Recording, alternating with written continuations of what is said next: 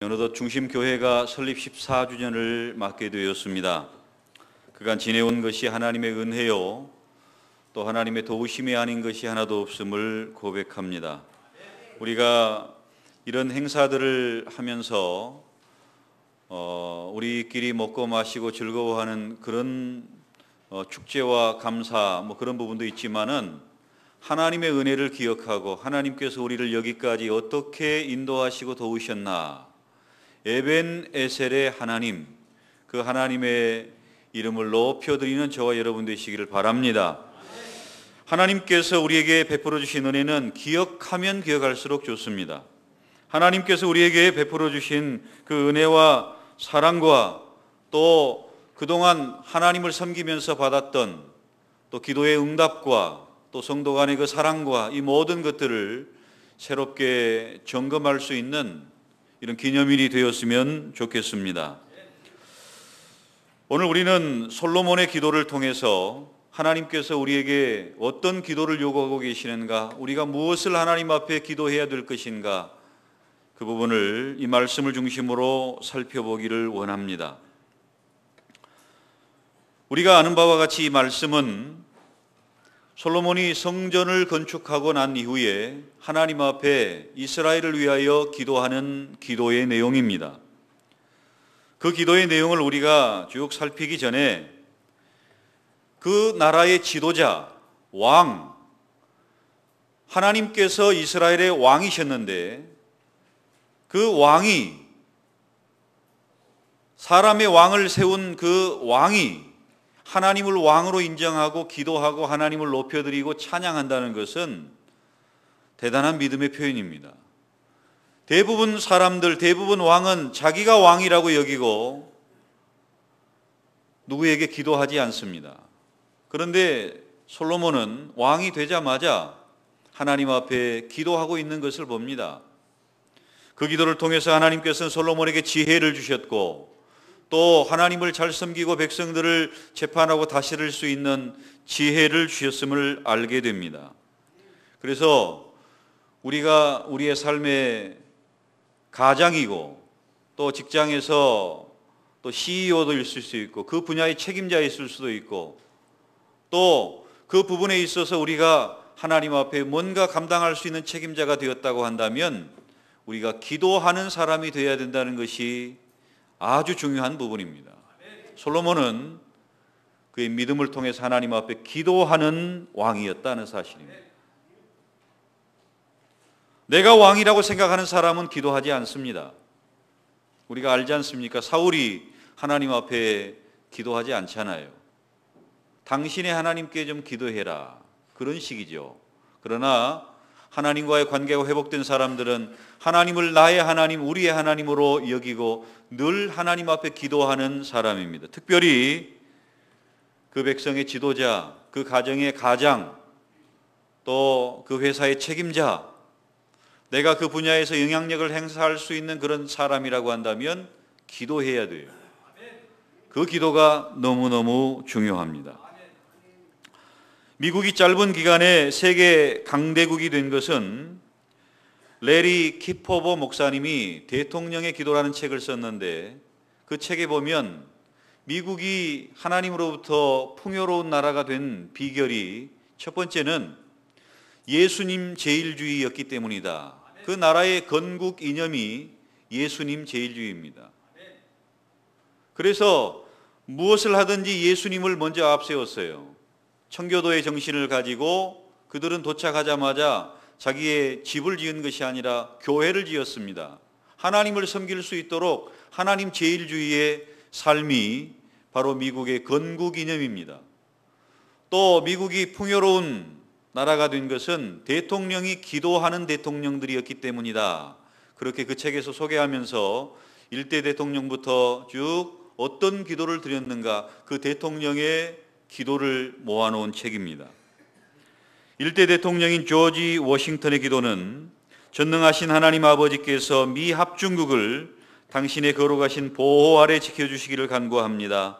국민들의 마음을 움직이시어 정부에 대한 순종의 정신을 가질 수 있게 하시고 형제애를 나누며 서로 사랑하고 합중국 전역의 국민들을 사랑할 수 있도록 하여 주옵소서. 주 예수 그리스도의 겸손한 모습을 본받지 않고는 이 나라가 결코 행복해질 수 없음을 깨닫게 하옵소서. 이런 기도를 했다고 합니다. 그리고 지금도 백악관에 이런 기도가 붙어 있다고 하는데, 이 기도는 2대 대통령인 애덤스 대통령의 기도문이라고 합니다. 하늘에 계신 우리 아버지께서 이 백악관과 앞으로 이 집에 머물 모든 이에게 복을 더하여 주시기를 간구합니다. 정직하고 지혜로운 사람만이 이 집에서 나라를 다스리게 하여 주옵소서. 이런 기도를 했다고 합니다. 3대 대통령은요, 토마스 제퍼슨 독립선언문을 기초한 대통령인데, 우리가 당신의 이름으로 정부 권력을 부여한 사람들에게 지혜의 영을 주셔서 이 나라의 정의와 평화가 있게 하시고 당신의 규례를 따름으로써 이 땅 위의 모든 민족들 가운데 당신의 영광을 드러내는 나라가 되게 하소서. 번영의 시기에는 우리 마음을 감사로 가득 채우게 하시고 어려울 때에도 당신을 향한 마음을 잃지 않게 하소서 하는 기도를 했다고 합니다. 또 우리가 잘 아는 16대 대통령 링컨이 있습니다. 링컨은 기도하는 대통령으로, 특별히 백악관에서 기도를 많이 해서 백악관을 기도실로 만들었다, 그런 내용으로 잘 알려져 있지 않습니까? 유명한 기도 가운데 남북전쟁 당시에 링컨이 자주 하는 말이 있었다고 합니다. 하나님께서 북군 편에 서서 승리하게 해달라고 기도하지 말고 우리 북군이 하나님 편에 서게 해달라고 함께 기도하자 하는 기도가 유명한 기도입니다. 대통령들의 그 기도를 다 소개할 수는 없고 소개할 필요도 없습니다만은, 중요한 것은 우리가 가장이 되고 또 교회의 지도자가 되고 또 우리 사업장의 지도자가 되고 그렇다고 한다면 우리는 하나님 앞에 기도할 책임이 있다는 사실입니다.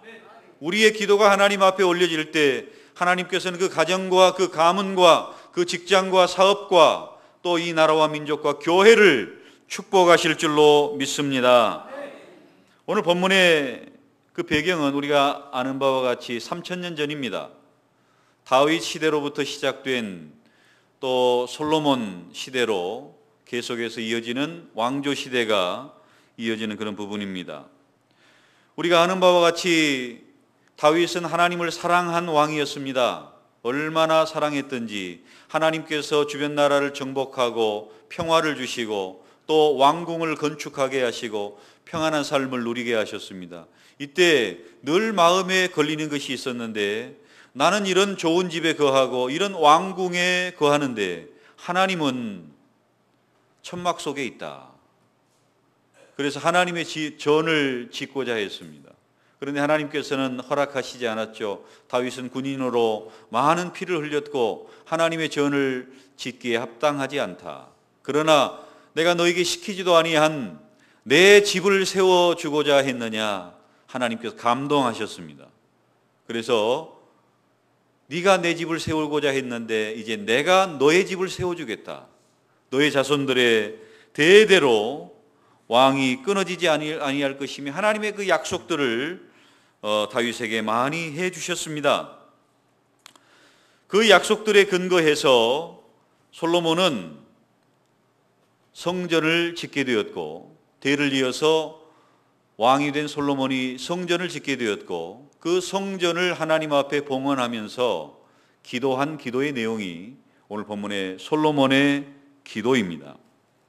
이 솔로몬의 이 기도, 우리가 이 솔로몬이 성전을 건축하기 전에 있었던 일들을 먼저 좀 생각해 볼 필요가 있어요.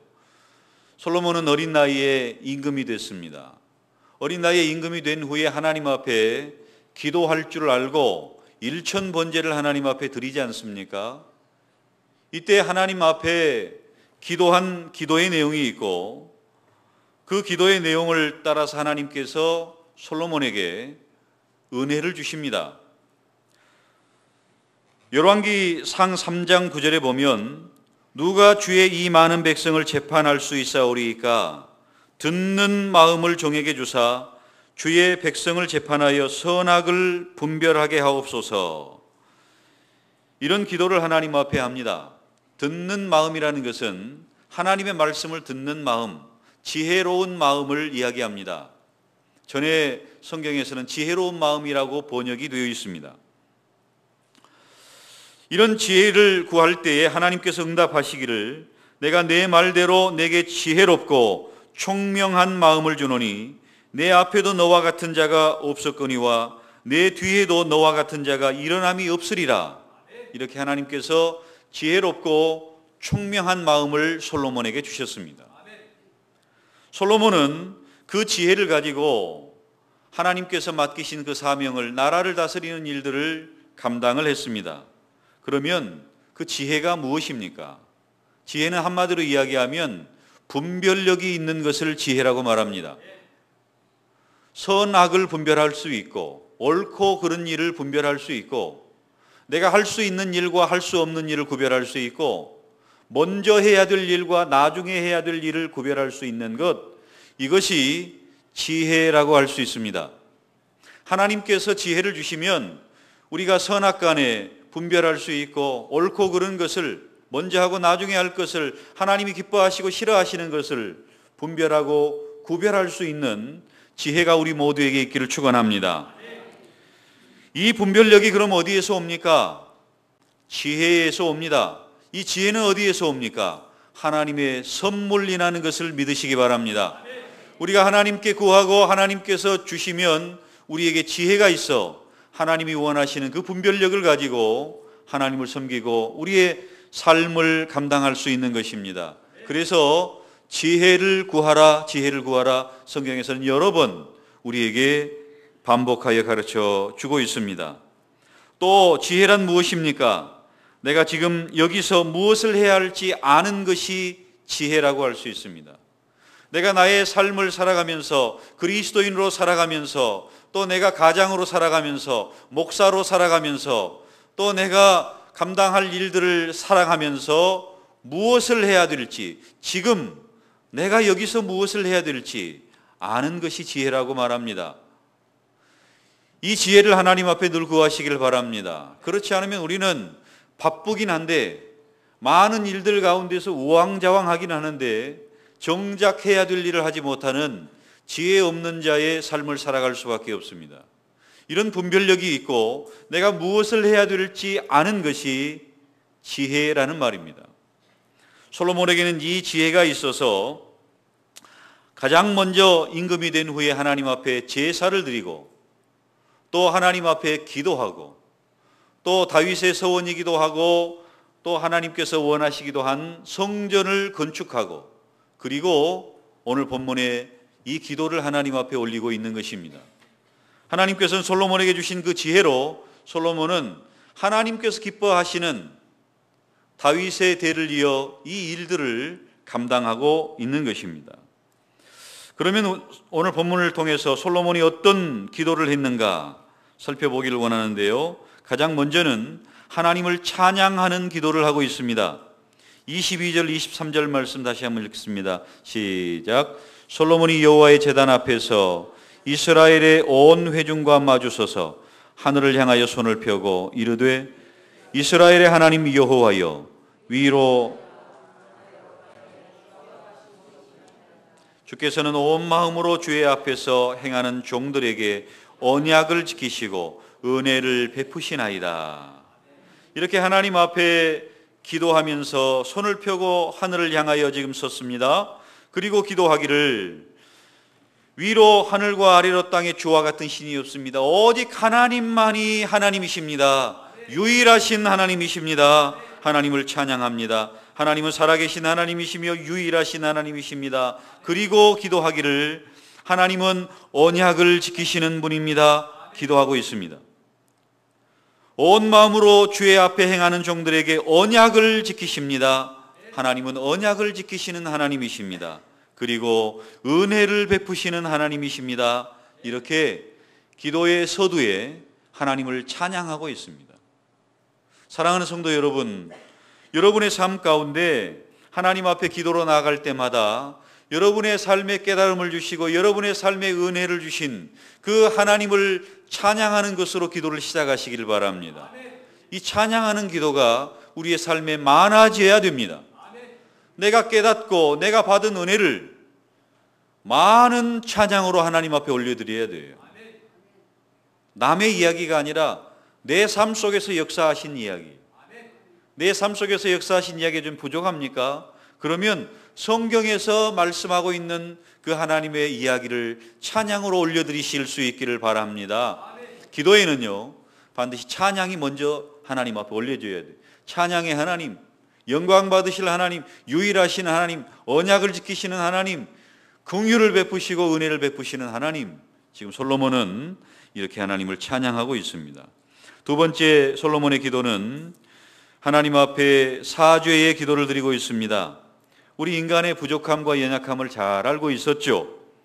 우리의 연약함을 따라 죄를 짓고 하나님과 멀어졌다 해도 죄를 깨닫고 하나님 앞에 와서 기도하면 용서해 주시라고 기도하고 있습니다. 30절 말씀입니다. 시작. 주의 종과 주의 백성 이스라엘이 이곳을 향하여 기도할 때에 주는 그 간구함을 들으시되 주께서 계신 곳 하늘에서 들으시고 들으시사 사하여 주옵소서. 34절입니다. 주는 하늘에서 들으시고 주의 백성 이스라엘의 죄를 사하시고 그들의 조상들에게 주신 땅으로 돌아오게 하옵소서.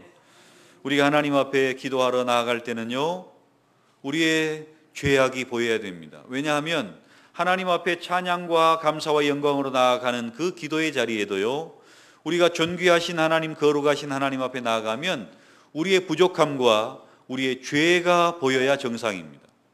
하나님 앞에 나가는데 나의 어두움이, 나의 죄악이, 나의 허물이 보이지 않는다면 하나님을 의식하지 않는 사람이에요. 거룩하신 하나님 앞에, 의로우신 하나님 앞에 나아갔는데 내 죄가 보이지 않는다면 기도가 지금 좀 잘못되고 있는 거죠. 기도의 자리에 나갈 때마다요, 우리의 연약함과 허물과 부족함을 하나님 앞에 아뢰시고 용서를 구하시기를 바랍니다. 그리고 솔로몬은 세 번째로 간구의 기도를 하고 있습니다.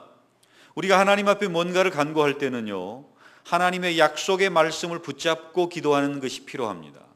지금 솔로몬은 하나님 앞에 간구할 때 무슨 약속을 붙잡았습니까? 하나님, 나의 아버지 다윗에게 한 약속이 있잖아요. 그 약속을 이루어 주옵소서. 이렇게 하나님께서 다윗에게 한 약속을 이루어 달라고 기도하고 있습니다. 하나님께서는 약속의 하나님이세요. 성경을 통해서 많은 약속을 우리에게 주셨습니다. 그 약속을 나의 약속으로 깨닫고 붙잡고 기도하시기를 바랍니다. 성경은 약속의 책이에요. 수많은 약속이 있습니다. 내게 주신, 내게 와 닿는 그 말씀들을 붙잡으세요. 나의 말씀으로, 레마의 말씀으로 붙잡으세요. 그리고 그 약속의 말씀을 붙잡고 하나님 앞에 간구하시기를 바랍니다.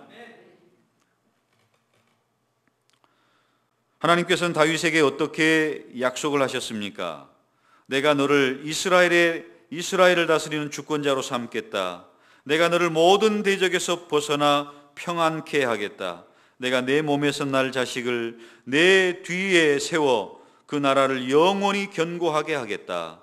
이렇게 성전을 짓고자 하는 다윗에게 하나님께서는 약속을 해주셨습니다.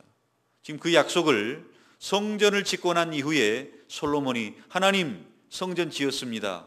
그 약속 이루어 주세요. 이렇게 기도하고 있는 것입니다.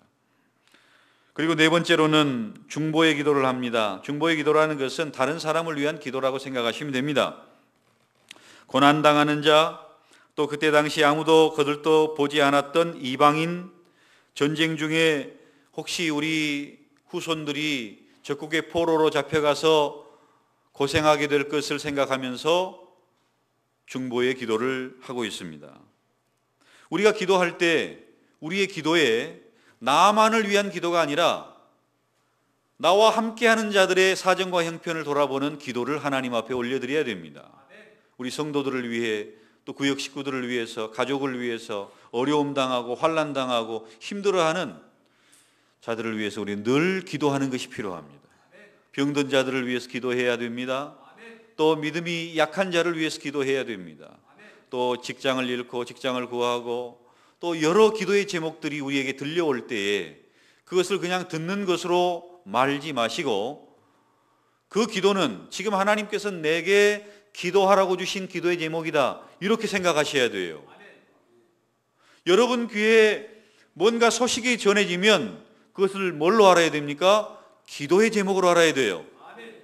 여러분이 뉴스를 보고 여러분이 신문을 펼칠 때에 이 세상 돌아가는 이야기가 여러분의 눈에 보이고 귀에 들립니까?